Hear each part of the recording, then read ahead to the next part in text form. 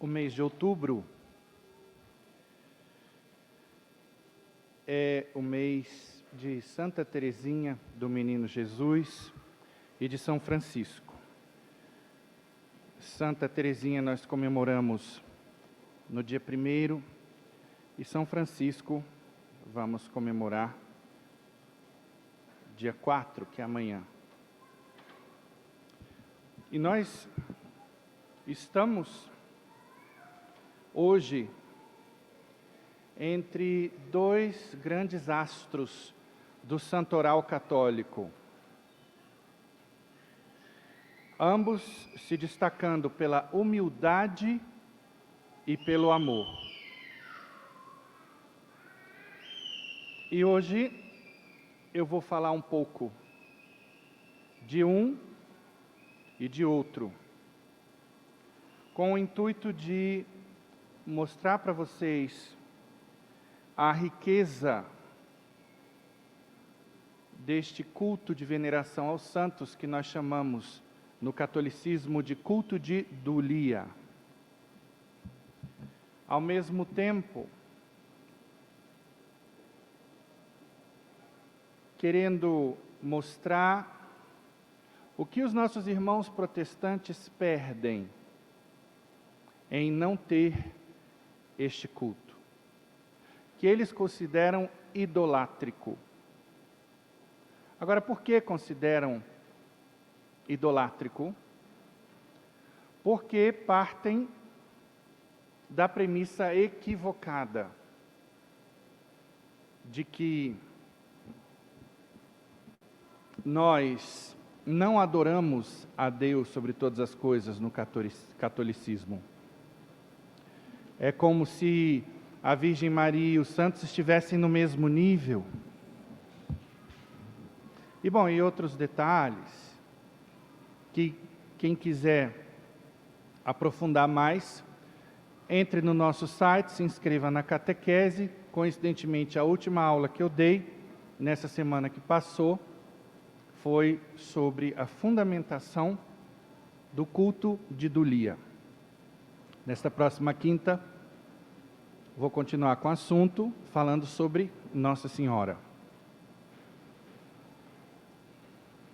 Então, no catolicismo, no culto de dulia, os santos nos são apresentados, antes de mais nada, como modelos de vida, como exemplos de seguimento de Cristo. Até porque eles foram braços da providência divina para atender às mais variadas necessidades humanas.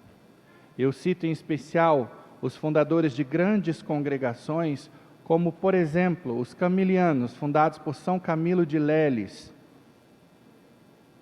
Os irmãos camilianos estão espalhados no mundo cuidando dos doentes.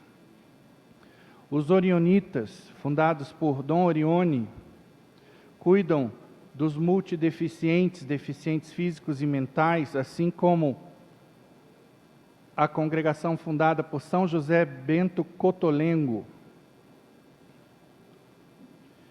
Os pobres são atendidos pelos vicentinos, pelos missionários e missionárias da caridade de Madre Teresa de Calcutá.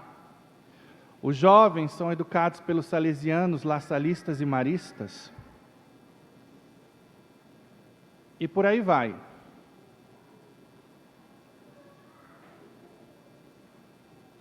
Nesse culto aos santos, nós vemos que a santidade é possível para nós. Nós temos santos homens e mulheres. Santa Diana Beretta Molla, por exemplo, foi dona de casa.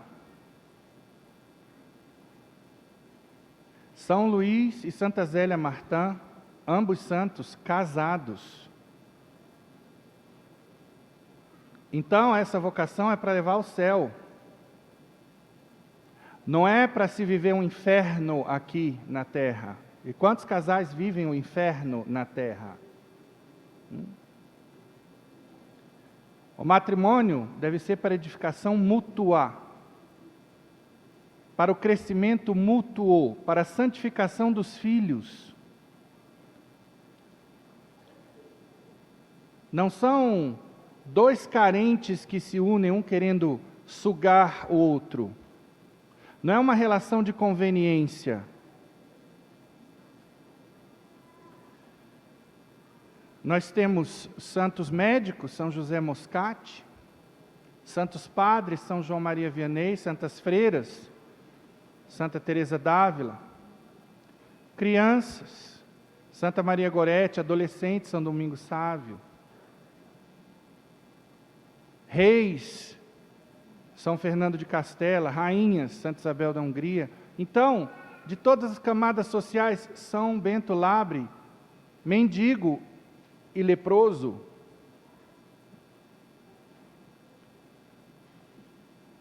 Santos fleumáticos, Santo Tomás de Aquino, santos coléricos, São Paulo, santas melancólicas, Santa Teresinha, santos sanguíneos, São Pedro. Eu falei aqui de 4 temperamentos básicos, para ninguém dizer que é vítima do seu temperamento, que não consegue controlar o seu temperamento. Então não tem desculpa. Basta querer e pagar o preço. Então esse é o objetivo primeiro do culto de Dulia. É bem verdade que nós temos nos santos intercessores. Ali onde nós não temos mérito, eles têm e podem pedir por nós e alcançar uma graça de Deus. Agora, infelizmente, o católico se volta para o santo na época da festinha, né, vai lá para a igreja, comer e beber. Aí ele comemora o santo. Ou para pedir favor. Tudo bem que é melhor pedir um favor a Santa Rita do que uma pombagira. Óbvio. Mas está na hora de crescer. E por isso nós precisamos conhecer a doutrina. E a ignorância, eu vou morrer repetindo, é o que está matando o católico. O que mais tem na igreja é católico ignorante, católico tíbio, preguiçoso, meia boca. E aqui estamos nós para ajudar a mudar essa realidade. E está ao seu alcance, basta você querer e se esforçar.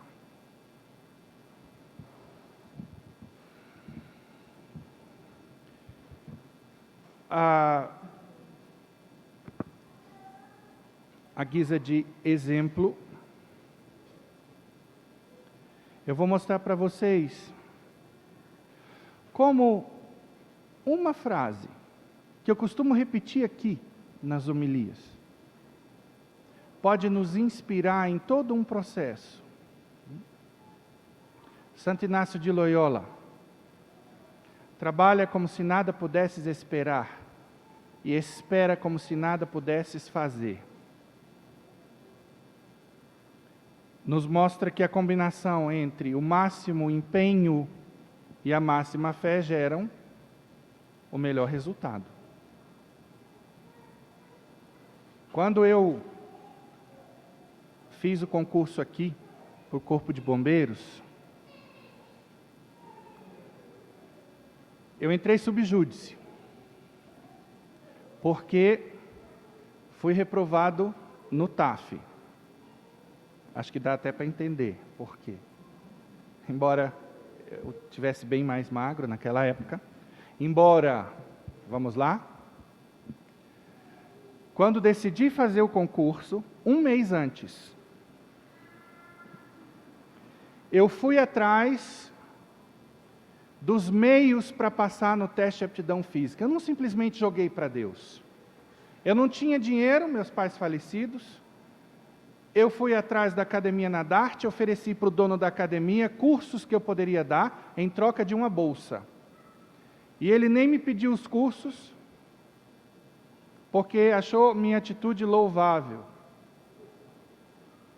Daquele que quer obter um objetivo e vai atrás. Então eu comecei a malhar. Até estava malhando todo dia quando um personal disse, não é bom malhar todo dia. A musculatura precisa de descanso.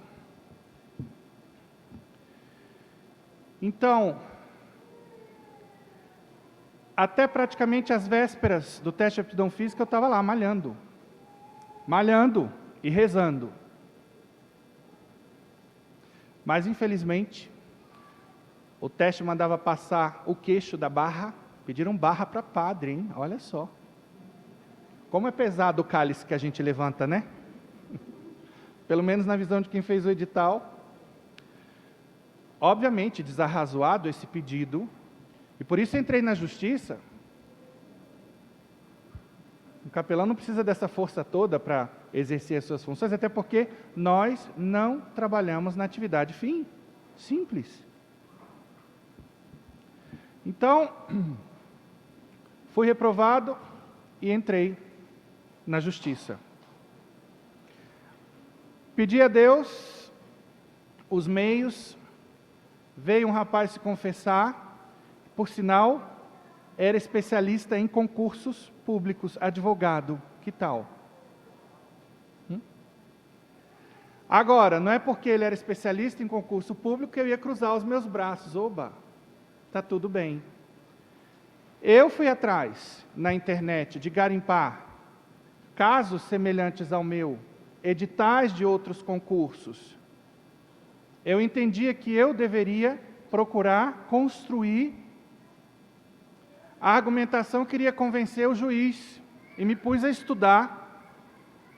Eu não sabia formatar um mandado de segurança por não ser advogado, mas entreguei tudo para o advogado. O advogado acrescentou as coisas dele, descobriu coisas interessantes, mas eu fiz o grosso do trabalho. Inspirado nessa frase, trabalha como se nada pudesse esperar, como se Deus não pudesse me ajudar, como se tudo dependesse só da minha ação, da minha pesquisa, do meu suor. E depois que eu peguei e submeti a amigos, desembargadores, promotores, juízes, e que eles disseram, não tem mais o que fazer aqui, aí eu joguei para Deus. E aí, de novo, vem um elemento de fé, que não me permitiu ficar ansioso, porque tem gente que nessas horas fica roendo unha, e já se desespera, aí já começa o corpo todo a pipocar, por quê? Porque se não der certo, o que é que eu vou fazer da minha vida? Eu sabia. Já citei Dale Carnegie aqui, prepare-se para o pior, não é? Que é o quê? Ter um plano B. Ser otimista, mas entender, e se não der certo o que eu estou esperando? Eu tinha meu plano B. Eu iria para a Arquidiocese de Goiânia, para ficar perto da minha família aqui. Estava tudo resolvido. E o que me acalmava o coração? Parêntese, eu não estou querendo me lançar como modelo, não. Eu estou querendo mostrar como eu usei isso que eu estou ensinando aqui para vocês. Como na prática ajuda, isso sim. Eu estou dando um testemunho. Dentro daquilo que diz São Paulo, sede meus imitadores.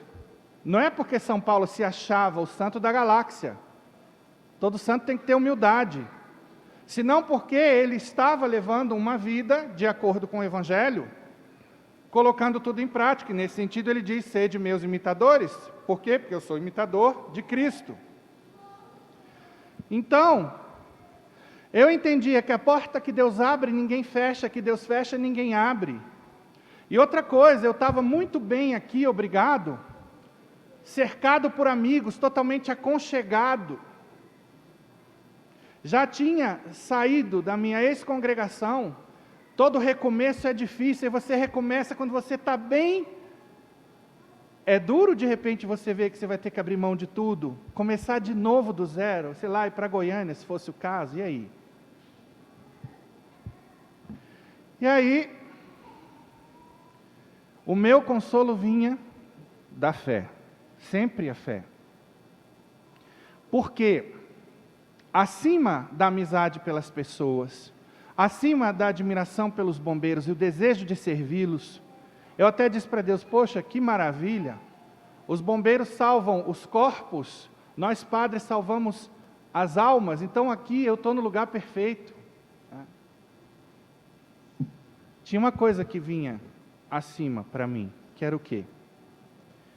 Eu sabia que desde toda a eternidade, como Deus tinha me chamado para ser padre, que havia um rebanho que só eu poderia pastorear. Que Deus determinou que eu pastorearia, e não outros. E que eu deveria ser para eles o melhor pastor, assim como eles seriam para mim o melhor meio para eu chegar ao céu. Então eu não queria outro rebanho que não esse. Porque o que nós devemos colocar na cabeça é que nós devemos querer o que Deus quer, e não o que a gente quer. Oxalá o que a gente quer seja o que Deus quer.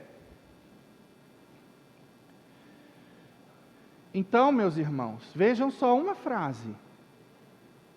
O quanto que mexe com a vida da gente. Eu pergunto, essa frase está na Bíblia?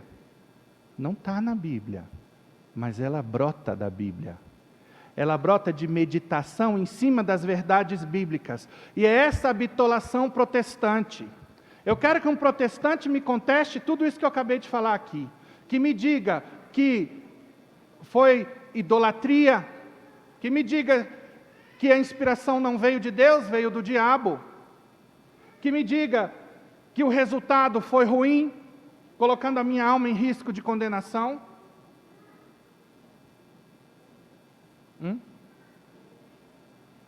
Então eles podem meditar e tirar conclusões a partir da Bíblia. Os nossos santos não podem. Isso é incoerência.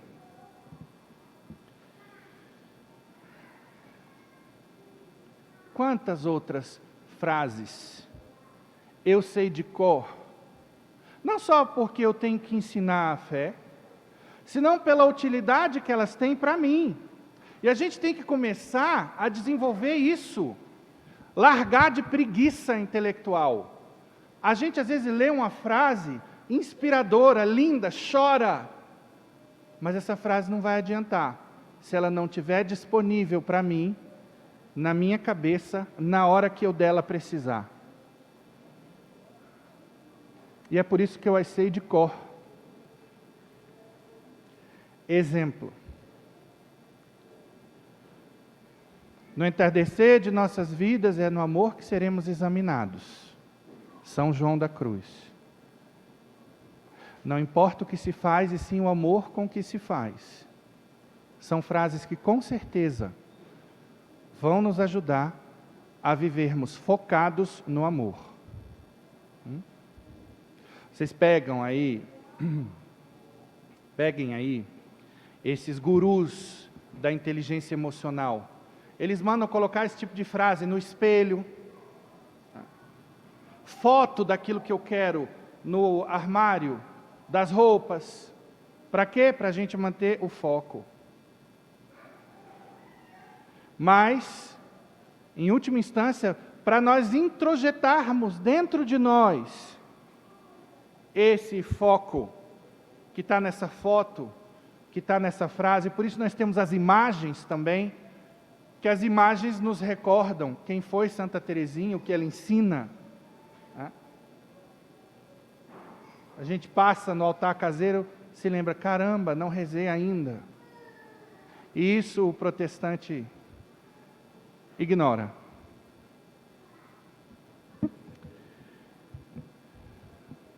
Pois é, caríssimos. Imagino que muitas vezes o protestante fica escandalizado, né? Com aquela mulher encalhada que pega a imagem de Santo Antônio e coloca dentro de um copo d'água, pedindo marido, né? Aí realmente é superstição misturado com, sei lá, loucura, desespero. Então nós temos que nos preocupar com isso. Que testemunho nós estamos dando para os nossos irmãos? São Francisco de Assis dizia que devíamos cuidar das nossas vidas, porque muitas vezes a sua vida é o único evangelho. que o seu irmão vai ler. Bem, Santa Teresinha do Menino Jesus nos mostra como viver o finalzinho do Evangelho de hoje. Quantas pessoas não acham até meio bobo essa ideia de ser como criança? Mas eu sou adulto, para que eu vou ser como criança? Aí nós vamos ver uma aplicação genial do Evangelho, porque os santos não menosprezavam uma linha sequer do Evangelho. Então, Santa Teresinha mostra naquilo que é conhecido na teologia como infância espiritual. Santa Teresinha morreu aos 24 anos de idade. Ela vem de uma família santa, e aí a importância da família cultivar os valores evangélicos. Luiz e Zélia Martin tiveram 5 filhas freiras. Santa Teresinha queria aos 15 anos ir para o Carmelo, convento de clausura.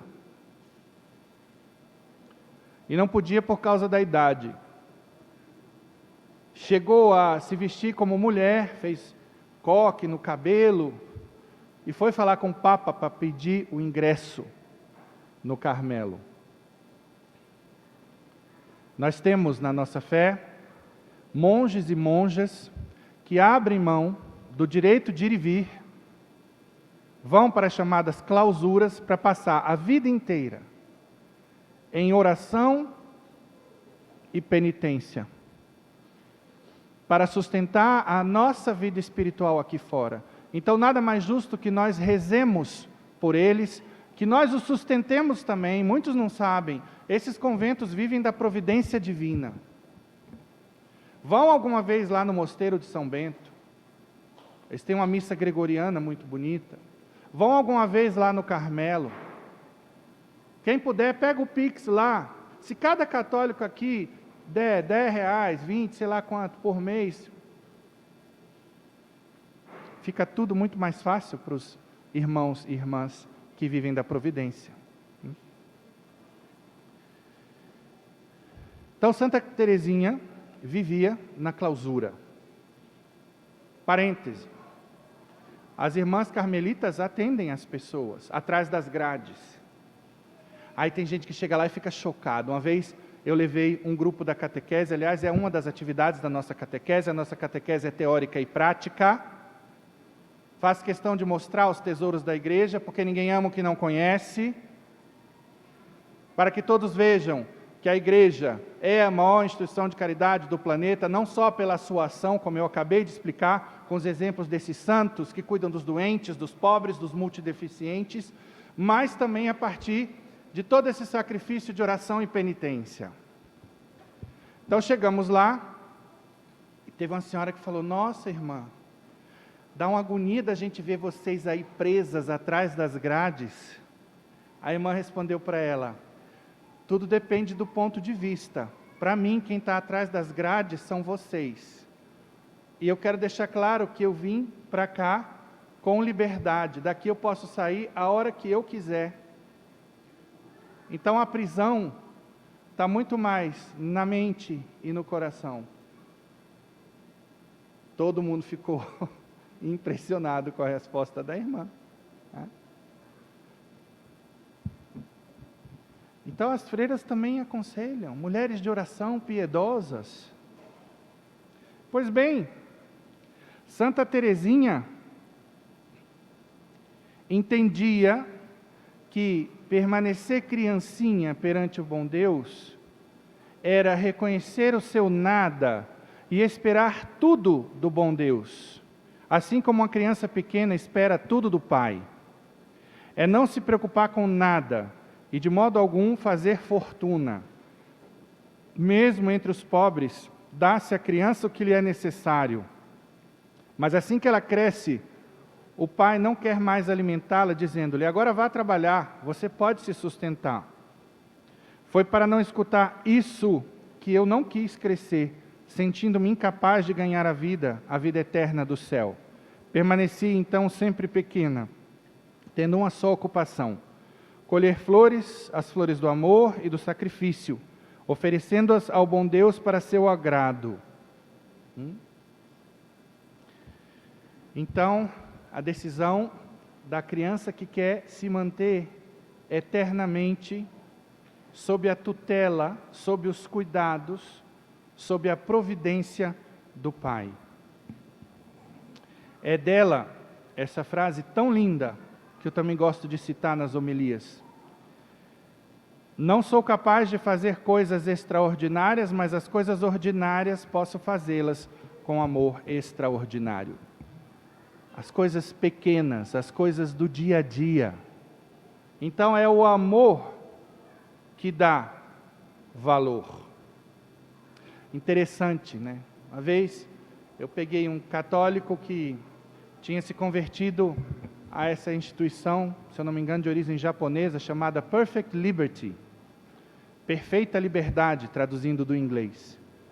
E lá ele ficou encantado com o fato de ensinarem a fazer uma cama com amor, cantando, colocando o coração ali, olha aqui, ó. Ou seja, não conheceu Santa Teresinha. Aí ficou encantado com o que viu lá do outro lado.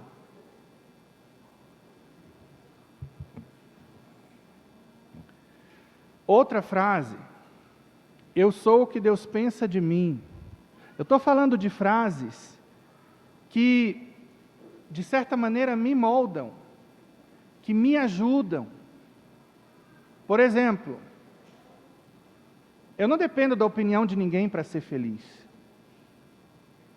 Se as pessoas vão gostar de mim ou não, se vão concordar comigo ou não, não faz a menor diferença. Mas nem minimamente eu me preocupo, porque eu quero agradar a Deus.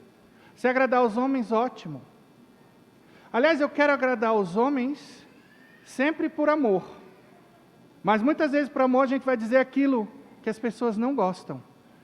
E podem devolver esse amor com o mal, com o desprezo, com o desdém, com a calúnia, com a fofoca, sei lá com o quê.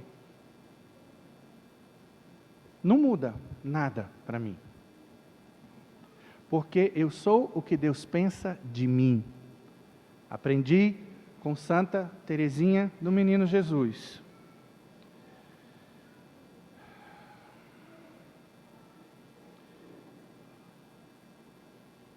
Santa Teresinha queria ser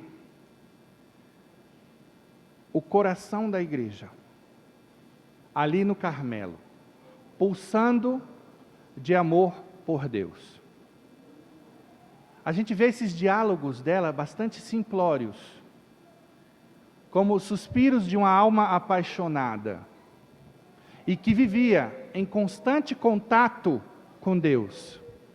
Já já nós vamos ver um paralelo com São Francisco de Assis. E aí, ela se preocupava com os silvícolas, os índios,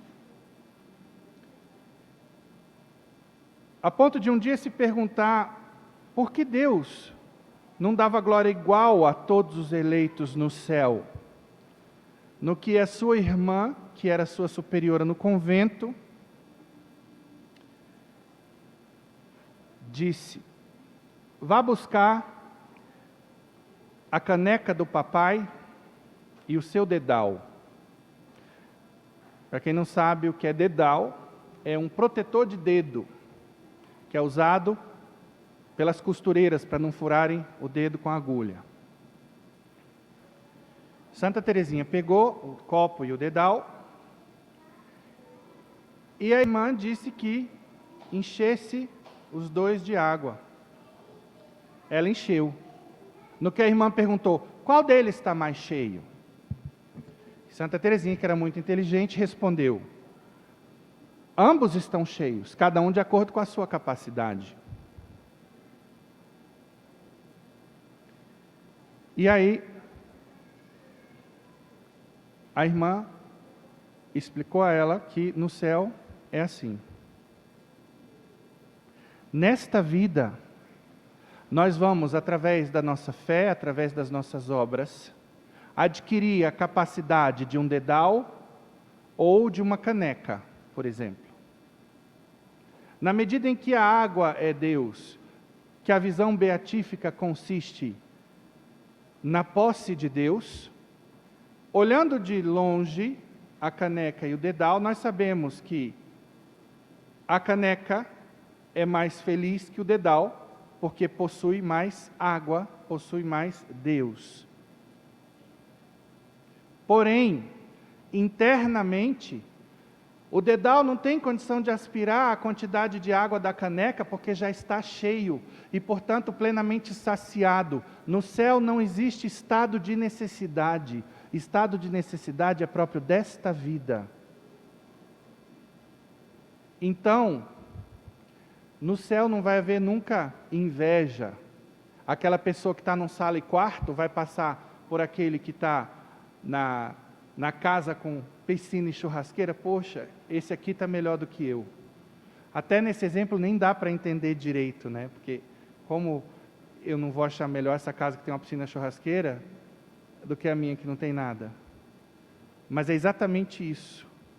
Como o dedal vai querer a quantidade de água do copo, se ele não pode conter mais?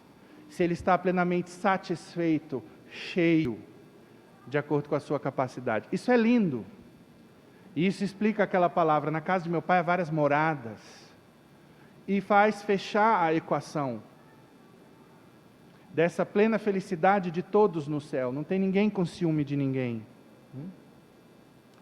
E assim a gente vê o Espírito Santo em ação, na vida dos santos, vindo nos explicar muita coisa da Sagrada Escritura, desdobrar muita coisa da Sagrada Escritura e nos animar.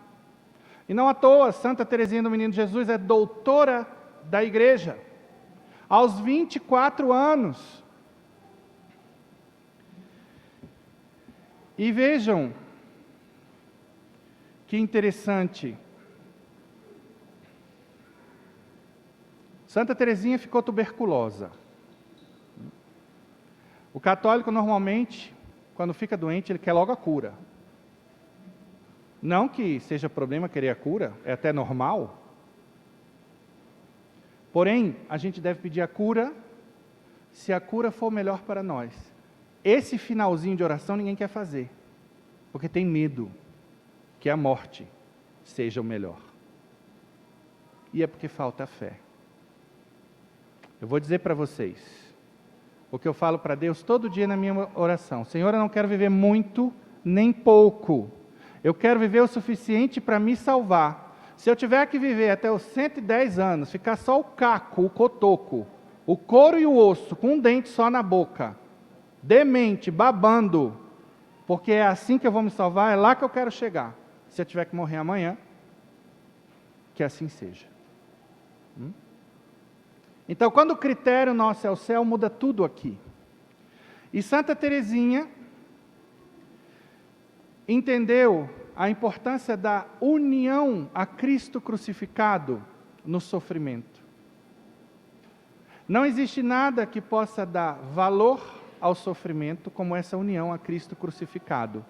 De que maneira? Justamente dizendo isso: Senhor, aqui estou eu. Eu estou unido a Ti, aceito essa doença. Se eu quiser a minha cura, bem. Se não quiser, ótimo.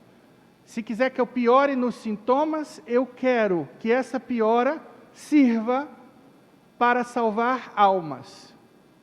E se a grande piora for suficiente para salvar muitas almas, eu quero a grande piora. Porque no fundo ela queria o que Deus queria. No fundo ela estava entregando a vida dela a Deus, como Jesus entregou a sua pela salvação da humanidade.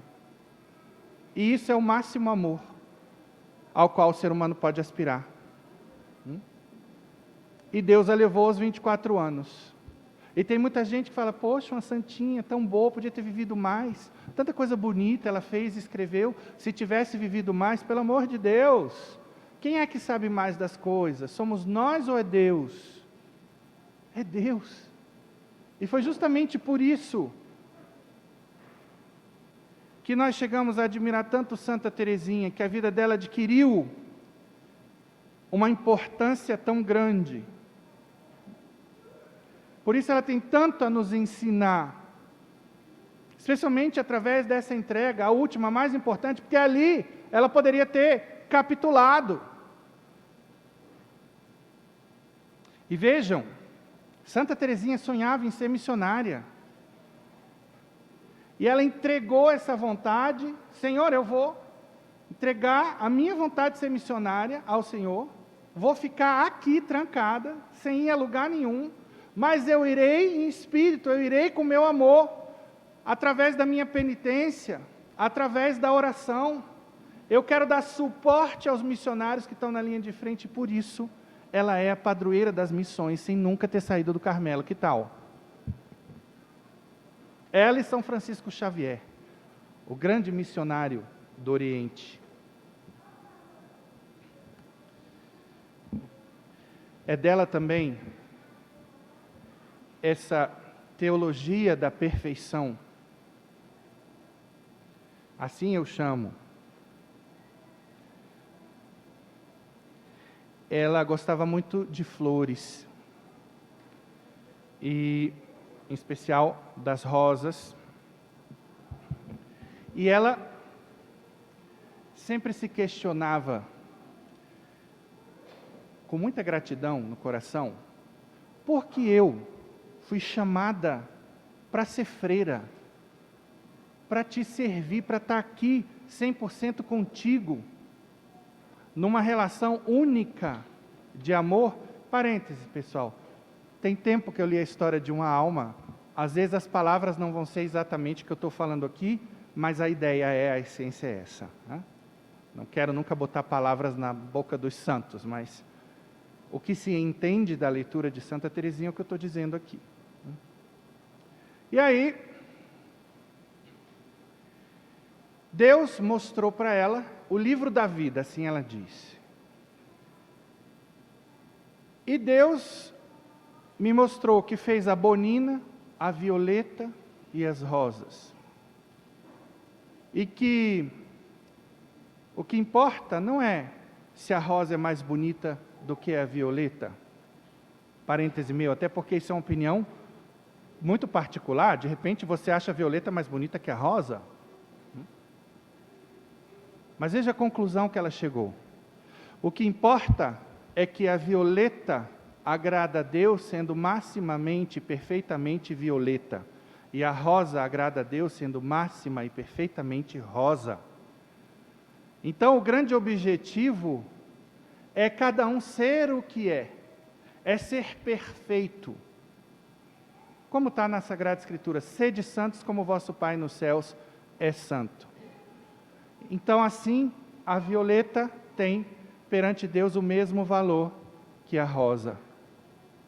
E na vida, muitas vezes a gente se preocupa e só quer ser rosa. Ninguém quer ser violeta.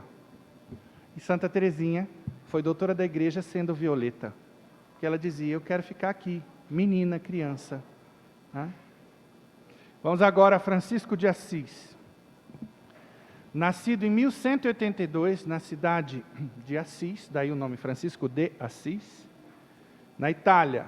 Ele é um dos mais importantes santos da igreja, conhecido como Pai Seráfico, porque houve um episódio na vida de São Francisco, no Monte Auvergne, onde ele, após a visão de um serafim, recebeu as chagas de Nosso Senhor Jesus Cristo. E até onde vai o meu conhecimento, ele foi o primeiro santo a receber as chagas de Jesus, as feridas da crucificação.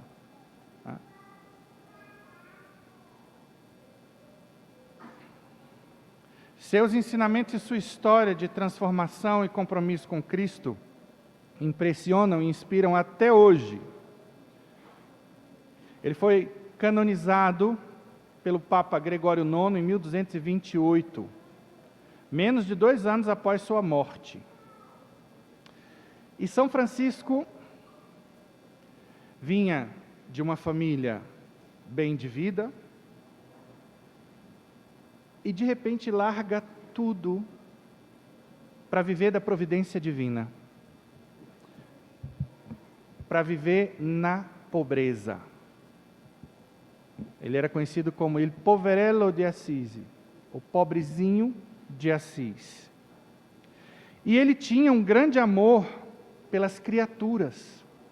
Essa é uma característica de São Francisco. Por isso, nas suas imagens, nós vemos São Francisco com pombas no ombro, no dedo, com animais ao redor.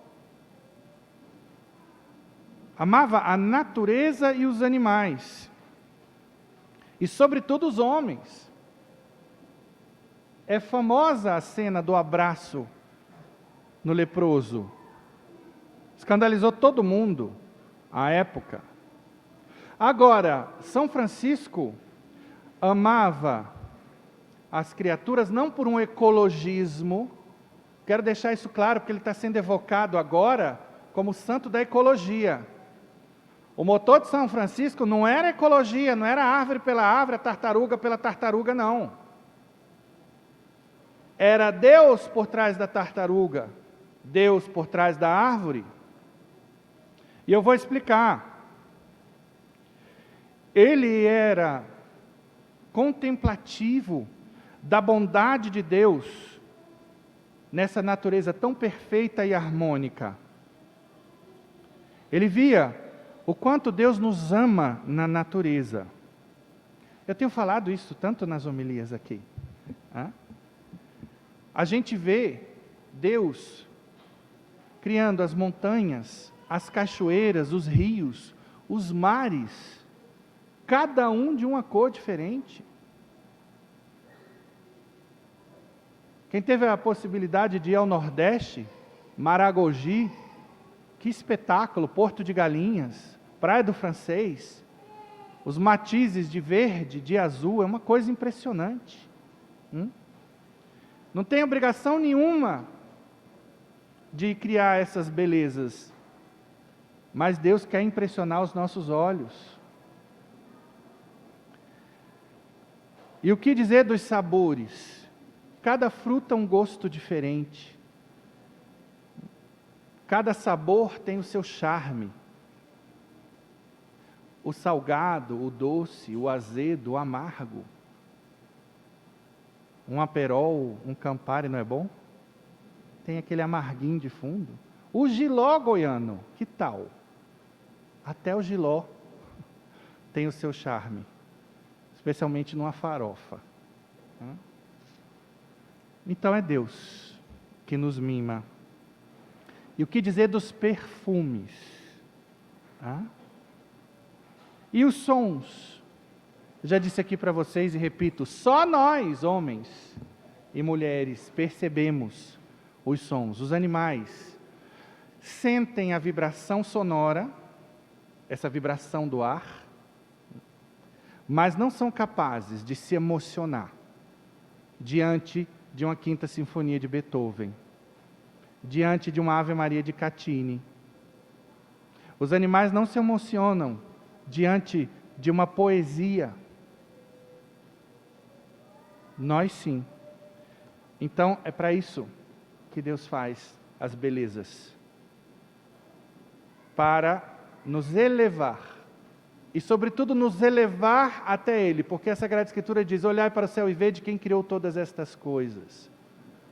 Então São Francisco se elevava a Deus, e se derretia de amor por Deus, porque Deus nos amou primeiro, e criou todas essas maravilhas para nós. Então o amor de Francisco era uma resposta a esse amor de Deus. O protestante René Philip Miller escreveu um livro intitulado Os Santos que Abalaram o Mundo, ele protestante, reconhecendo a grandeza de determinados santos da igreja. Ele fala nesse livro de Santo Antão, de Santa Teresa d'Ávila, Santo Inácio de Loyola, e quando fala de São Francisco de Assis, ele o chama de o Santo do Amor.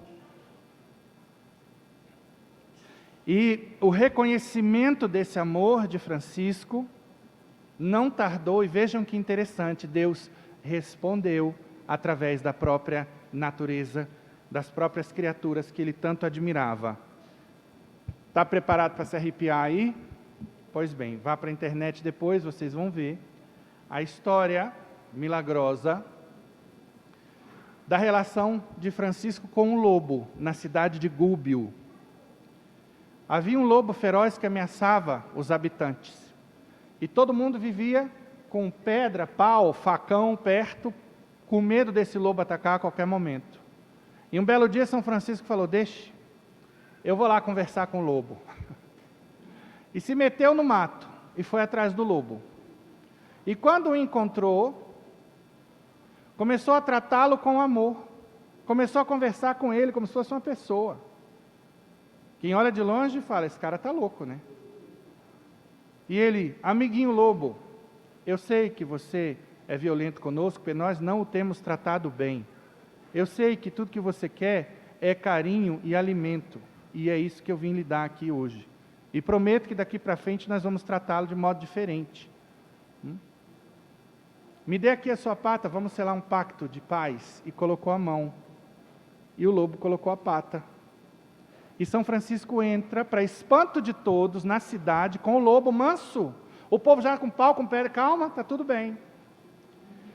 E esse lobo passou a ser a mascote da cidade. E quando morreu, ele foi enterrado, entre aspas, enterrado não, ele foi colocado, ele não foi enterrado, num ossuário que está lá em Assis até hoje.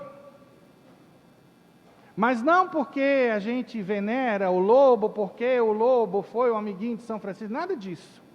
O lobo não é santo, o lobo não fez milagre, é apenas um recordatório dessa história. O recordatório do poder do amor. Por isso. Então, vejam que impressionante. Quem vai a Assis, na Porciúncula, num determinado momento você vai ver uma plaquinha num jardim, dizendo, aqui São Francisco pediu para uma cigarra cantar e ela cantou a noite toda. Esse era São Francisco de Assis.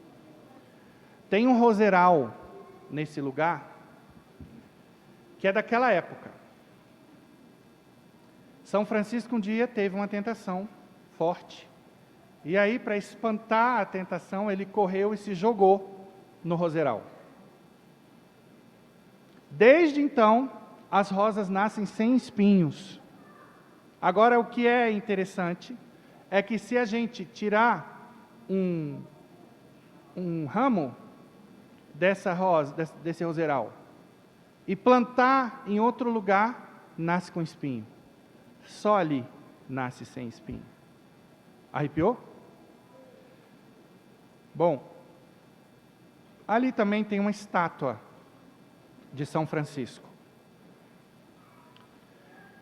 E quando a guia disse que naquela estátua sempre tinha uma pomba, eu pensei, essa eu quero ver. E desafiei. Depois pedi perdão a Deus e a São Francisco. Fiquei ali bem uns 15 minutos. O ônibus quase buzinando e eu esperando. E nesse meio tempo, sei lá, 2 ou 3 pombas diferentes. Saiu uma, vinha a outra.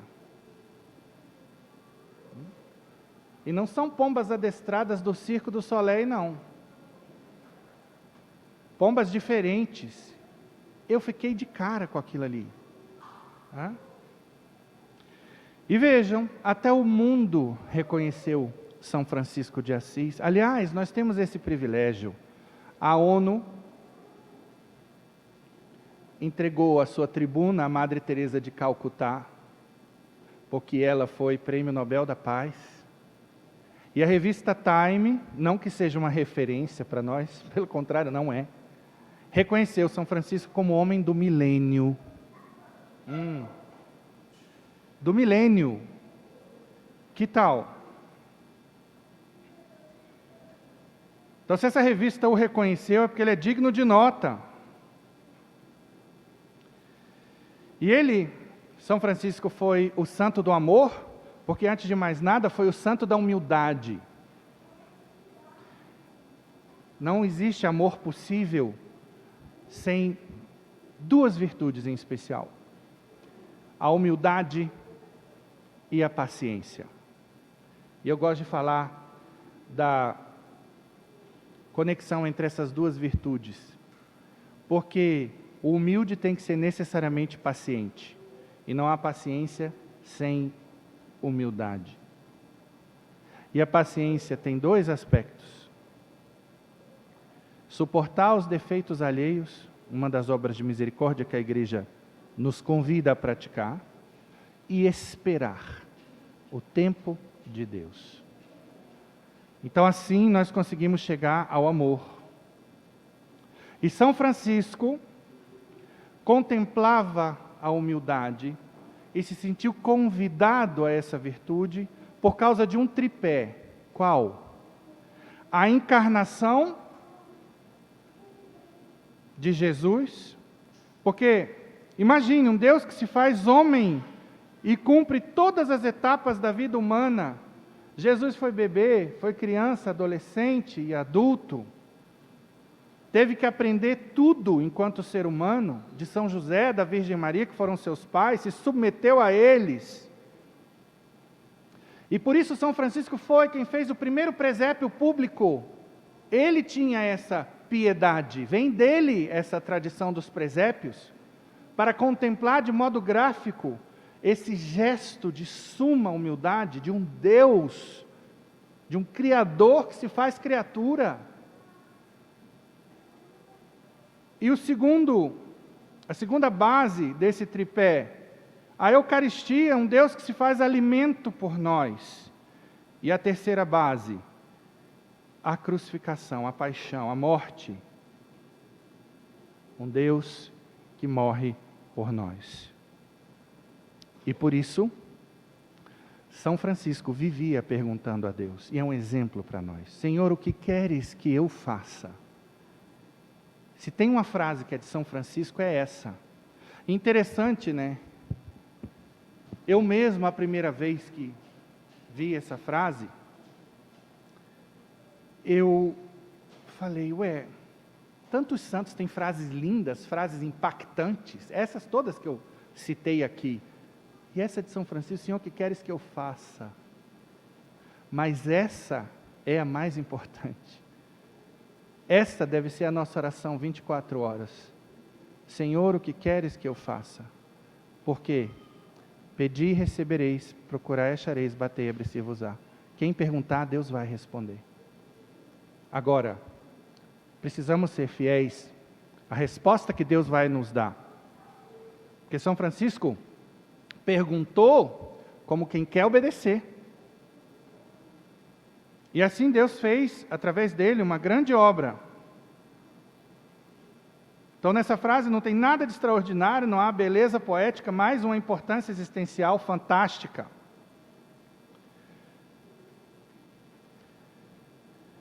São Francisco é autor dessa famosa frase: a fonte da paz interior é a consciência tranquila. Quanta gente não tem paz? Porque a consciência não está tranquila. Agora, continua ele, como é que a gente chega à consciência tranquila? Através do dever cumprido. A começar com o dever de Estado dentro de casa. Quem é estudante, estudando. Quem é pai, sendo pai. Quem é esposo, sendo esposo. Às vezes as pessoas vêm para um heroísmo, acordam às 4 horas da manhã para rezar com o Frei Gilson, coisa muito boa por sinal. Faz a quaresma de São Miguel, rigorosíssima, mas em casa é uma peste. Em casa é só grosseria, com filho, com mulher, com marido. É só patada, é só murmuração, queixa, revolta. O casamento é uma luta, uma queda de braço. Quando você vai abrir seus olhos, seus ouvidos, sua cabeça para essa realidade? Quantos não querem ser grandes santos fora e se esquecem de ser grandes santos dentro? No seu ambiente de trabalho, ali onde nós fomos plantados. Por isso pergunte: Senhor, o que queres que eu faça?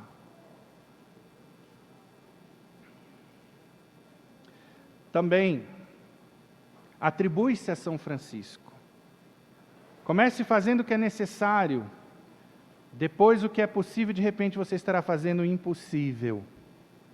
E aí vem São José Maria Escrivá e diz: com a graça de Deus, hás de realizar o impossível, porque o possível qualquer um faz. Coisa linda, os ensinamentos dos nossos santos.